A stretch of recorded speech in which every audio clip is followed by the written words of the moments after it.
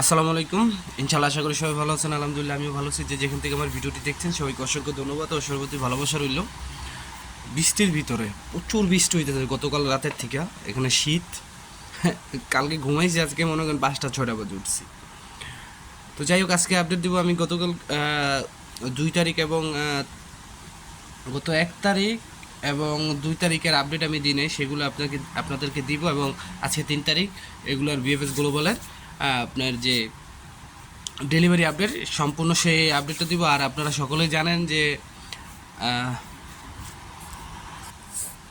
এবং আপনারা জানেন যে আপনার ঢাকা যে আপনার কি বলে যে অ্যাম্বাসিডার আছে এবং যে প্রধান উপদেষ্টা তার সাথে একটা বৈঠক হয়েছে। তো এই বিষয়ে পুরো কথা থাকবে, তো অবশ্যই ভিডিওটা পুরোটা দেখার চেষ্টা করবেন।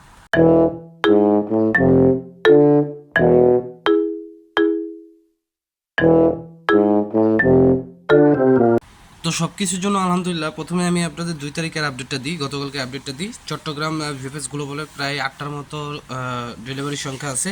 স্পন্সর বিষয় হচ্ছে 2টা 2023-এর, ফ্যামিলি বিষয় হচ্ছে একটা নভেম্বর 2023-এর, এগ্রিকালচার হচ্ছে 2টা 20/8/2023। তার মানে হচ্ছে আপনার আগস্টের 20 তারিখে জমা ছিল। রিজেক্ট হচ্ছে 2টা 2023 সালের, উইথড্র একটা 2023 সালে, স্টুডেন্ট বিষয় একটাও নাই। এটা হচ্ছে চট্টগ্রামের 2 তারিখের আপডেট দিলাম। এখন আসি ঢাকার 2 তারিখের আপডেট। ঢাকার ভিতর প্রায় ওই 20-25টার মতো আপনার ডেলিভারির সংখ্যা আছে। স্পন্সর বিষয় হচ্ছে 3টা 20 আগস্ট 2023-এর, ফ্যামিলি বিষয় হচ্ছে 5টা ডিসেম্বর 23 ও জানুয়ারি 24-এর, এগ্রিকালচার হচ্ছে 5টা 2023 সালের, রিজেক্ট হচ্ছে 7টা 2023 সালের, উইথড্র হচ্ছে 2টা 2023 সালের। এটা গেল হচ্ছে 2 তারিখ ঢাকার আপডেট। এখন আসি সিলেট বিএফএস গ্লোবালের 2 তারিখের আপডেট।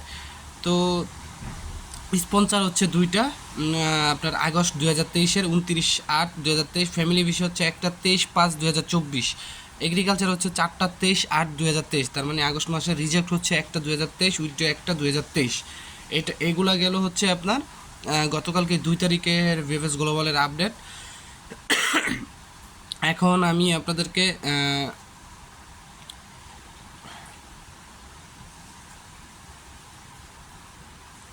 3 তারিখের আপডেটটা দিই, সেটা হচ্ছে ঢাকা ভিএফএস গ্লোবাল আজকের 3 তারিখের আপডেট। আজকে বৃহস্পতিবার 3 তারিখের আপডেটটা দিই।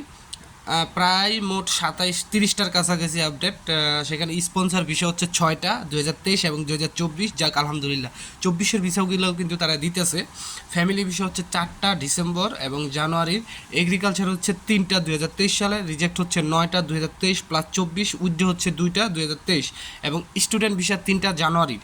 এটা গেল হচ্ছে 3 তারিখ অক্টোবর।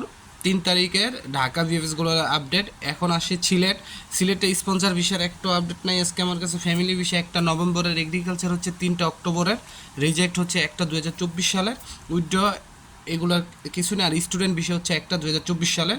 এটা গেল হচ্ছে 3/10/2024 সিলেটের। এখন আসে 3/10/2024 চিটাগাংয়ের। সেখানে স্পন্সর ভিসা একটা 2023 সালের, ফ্যামিলি ভিসা 3টা 23শে নভেম্বরের, এগ্রিকালচার একটা 2023 সালের, রিজেক্ট 2টা 2024 সালের, স্টুডেন্ট ভিসা 3টা ডিসেম্বর মাসে। ঠিক আছে। আর আরেকটা কথা আমি আপনাদেরকে বলি, আপনারা সকলেই দেখছেন যে, তারপরেও আমি এই জিনিসটা আপনাদেরকে বলে দিই যে ঢাকা ইতালি দূতাবাস দীর্ঘদিন যাবৎ জমে থাকা ভিসা আবেদন সময় দ্রুততম সময় নিষ্পত্তির লক্ষ্যে পররাষ্ট্র মন্ত্রণালয়ের সাথে আলোচনার প্রেক্ষিতে তাদের কনসুলার শাখার লোকবল বৃদ্ধি সহ একাধিক গুরুত্বপূর্ণ পদক্ষেপ নিয়েছে। দূতাবাসটিতে বর্তমানে প্রায় 40-এর অধিক কাজ সংক্রান্ত ভিসার আবেদন বিবেচনাধীন এবং সমস্ত প্রক্রিয়া সম্পাদনপূর্বক ইতিমধ্যে তারা আবেদনকারীদের নিকট পাসপোর্ট ফেরত দেওয়া শুরু করেছে। এরই ধারাবাহিকতায় আগামী 2 মাসের মধ্যে উল্লেখযোগ্য সংখ্যক অন্তত 20,000 আবেদনের বিষয়ে সিদ্ধান্ত গ্রহণপূর্বক পাসপোর্ট ফেরত প্রদানের বিশ্বাসে আশ্বাস দিয়েছে ঢাকাস্থ ইতালি দূতাবাস। তবে এই মর্মে ইতালি দূতাবাস অবহিত করছে যে জাল কাগজপত্র শনাক্তকরণ ও দুর্নীতি প্রতিরোধে জমাকৃত সকল ডকুমেন্ট বিশেষভাবে যাচাই করা অত্যাবশ্যকীয়। বিধায় শুধুমাত্র কাজের অনুমতিপত্র বা নো লস্তার জমা দিলেই ভিসা প্রাপ্তির বিষয়টি নিশ্চিত নয়। কাজ ছাড়াও অধ্যয়ন, ব্যবসা, পর্যটন, পারিবারিক ভিসা ইত্যাদি ক্যাটাগরিতে ইতালি দূতাবাসে জমাকৃত ভিসা আবেদনের সংখ্যা দিন দিন বৃদ্ধি পাচ্ছে। মানে এখানে বুঝাইতেছে শুধু ওয়ার্ক পারমিট ভিসা না, অধ্যয়ন, পড়াশোনা, ব্যবসা, পর্যটন, পারিবারিক বিষয় সব ধরনের বিষয় কিন্তু জমা হইতেছে, আর এগুলোর ভিসার বৃদ্ধি পাচ্ছে।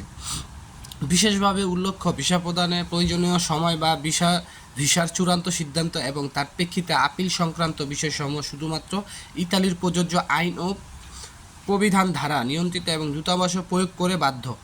অগ্রাধিকার ভিত্তিতে ভিসা সংক্রান্ত এই জটিলতা নিরসনের সকল প্রয়োজনীয় ব্যবস্থা গ্রহণের মাধ্যমে সর্বোচ্চ আন্তরিকতার সাথে কাজ অব্যাহত রাখার ব্যাপারে প্রতিশ্রুতি দিয়েছে ঢাকাস্থ ইতালি দূতাবাস। এই বিষয়ে আবেদনকারী সহ সকলের সহযোগিতা একান্তভাবে কাম্য। তো আপনারা যারা সেপ্টেম্বরে একটা কিছু করতে চাইতেছেন, এখন এটা হচ্ছে আপনাদের ব্যক্তিগত, একদম ব্যক্তিগত আপনারা কি করবেন, ঠিক আছে। আর এখন আমিও আজকে অনেক গ্রুপে ভিডিও দেখছি, অনেক ভিসা পাইছে। সিলেট না চিরাঙে একটা ভাই কইলো যে আজকে একটা রিজেক্ট নয়, সবাই ভিসা পাইছে আগস্ট ডিসেম্বর। তো এই মুহূর্তে আমাদের কোনো আন্দোলন করার দরকার নেই, কর্মসূচি করার দরকার নেই। ভিসা এখন পাবে, দেখেন সব সিজনাল ভিসাও পাচ্ছে। আর ওই যে ভাইয়ের কথা বললাম, সব নেপোলি শহরের ভিসা পাইছে।